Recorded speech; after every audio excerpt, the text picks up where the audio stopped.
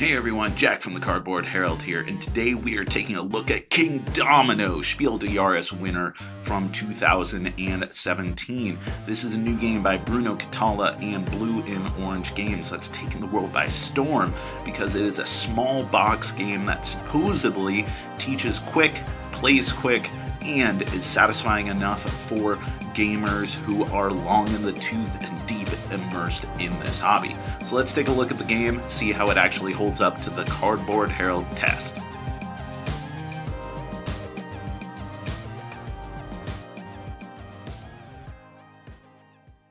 The first thing that you'll notice when you break into Kingdomino is that it has lots of great components. Real thick cardstock, especially on the dominoes. The colors are beautiful. Cyril Bouquet, I think that's how you pronounce it, has done a great job bringing this world to life with all kinds of hidden little secrets to be found on each of the tiles in a fashion that stands in line with some of the best presented tile laying games. Alright, let's get into how this thing works. First off, each player is going to have a meeple of their color, 2 in the case of a 2-player game. And then you're going to draw a number of dominoes face down, arranging them based off of the numerical order that's on the back of each tile. Once they're in order, you flip them up, and players can begin selecting them, starting with first player determined randomly.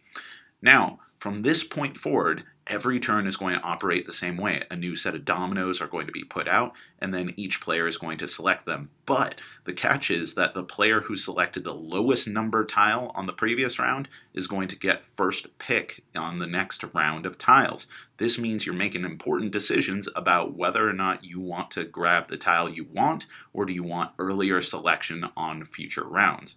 Alright, so claiming tiles may not be enough because we also got to take into consideration what are we doing with them when we actually receive them. So first off, notice that every single one of these tiles consists of 2 squares. They may or may not be the same terrain type, and they may or may not include crowns on any of them. So what are we going to actually do with these? Once we claim one, we put it into our kingdom. Your kingdom begins with a humble castle. Then, with every tile that you get, you must place it either next to the kingdom itself, or one of the squares must match up with a matching terrain type in your kingdom. The only other restriction that you have is that you can never exceed a 5x5 grid. And once the final set of tiles has been claimed, then you can move to point scoring. What we do is we take the number of crowns in any region, and then we multiply it by the number of spaces in that region. So in this case, we have one region consisting of 4 spaces in this grassland here with all the little pretty sheep, and then we multiply it by 2. So 2 crowns times 1, 2, 3, 4 gives us 8 points. This over here is just a wee little tiny pool full of 1 crown and 2 spaces, 2 points. Didn't give us much. This one on its own gave us 2 points, and then this desert over here, 4 points. And then this forest, a whopping 1, 2, 3, 4, 5, 6, 7 times 1 is 7 points. Too bad this player did not have an extra crown or 2 in its forest. I should mention, there are variants in the back of the rulebook, which are really good. They add just enough little meaty decisions for you to make without adding too much complexity. What we care about here is the middle kingdom, an extra 10 points if your castle's in the center, and harmony, score an extra 5 points if your territory is complete with no discarded dominoes. What this means is that this player didn't do well. This player did awesome. This player didn't have his castle in the center. This player did. This player didn't play all its dominoes because he was a big dummy. This player did. This is how Jack played the game. This is how Christina played the game. Do not be like Jack. So let's review what this game set out to be. It wanted to be fast, it wanted to be easy to learn, and it wanted to be satisfying to experienced players in the hobby. And you know what? I think it successfully managed to accomplish all 3 of those things. It is indeed very fast to play. I've played 4-player games in this in under 20 minutes. And lastly, is it satisfying to players who are more experienced in this hobby? And yeah, the decisions are cool. It is exciting to play this game.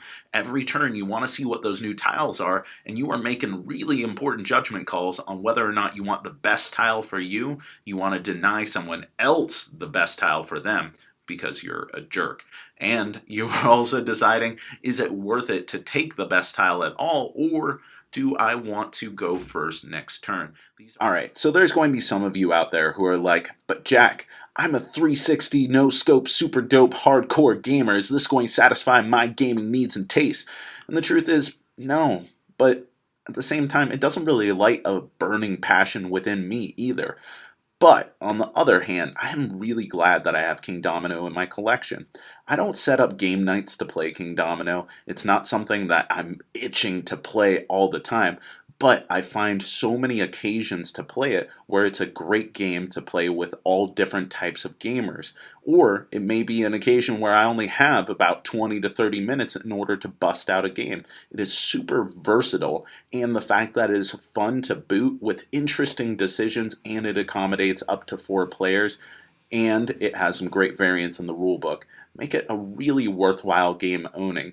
If you find yourself needing something to play with people who are either new to the hobby, who don't like particularly long or strategic games, or you just need something quick to unwind with from time to time, Kingdomino may be a great choice for you.